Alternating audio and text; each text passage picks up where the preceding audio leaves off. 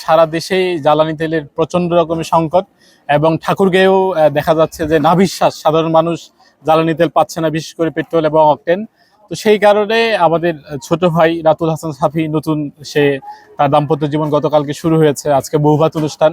আমরা চাচ্ছিলাম যে সে যেহেতু নতুন করে শ্বশুর বাড়ি যাবে, নতুন বউ নিয়ে কিছু কিছু জায়গায় সে ঘুরবে। লাইফে কোনো কিছুর গ্যারান্টি নাই, তাই ইন্স্যুরেন্স করুন সিটি ব্যাংকে, কারণ ইন্স্যুরেন্স করলে সিটিতে সুরক্ষা পাবেন নিশ্চিন্তে। তো তার সংকট নিরসনে কিছুটা স্বস্তি, যাতে করে এক দুদিন সে মোটরসাইকেলে করে তার সহধর্মিণীকে নিয়ে ভালো ভালো জায়গায় যেতে পারেন, তার শ্বশুর বাড়িতে যেতে পারেন।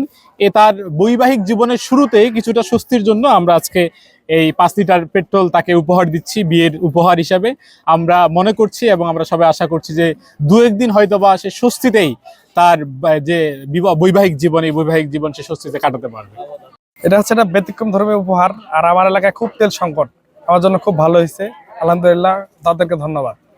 বেশ কিছুদিন ধরে তেলের যে সংকট, এই তেলের সংকটের কারণে দেখা যাচ্ছে যে কেউ স্বাভাবিকভাবে যে ঈদে ঘুরতে টুরতে যাবে, ঠিকমতো বাইক টাইক নিয়ে বের হইতে পারতেছে না।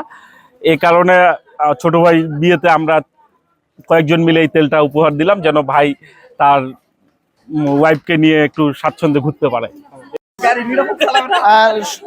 নতুন জীবন শুরু করেছে আমাদের ছোট ভাই, তার জীবন এই নতুন সূচনাটা যেন অনেক সুন্দর হয়, সেই জন্য আমরা মূলত পেট্রোল উপহার দিয়েছি। এবং এই দাম্পত্য জীবনে সে যেন একটু তার ওয়াইফকে নিয়ে একটু ঘুরতে পারে, বিভিন্ন স্পটে যেতে পারে।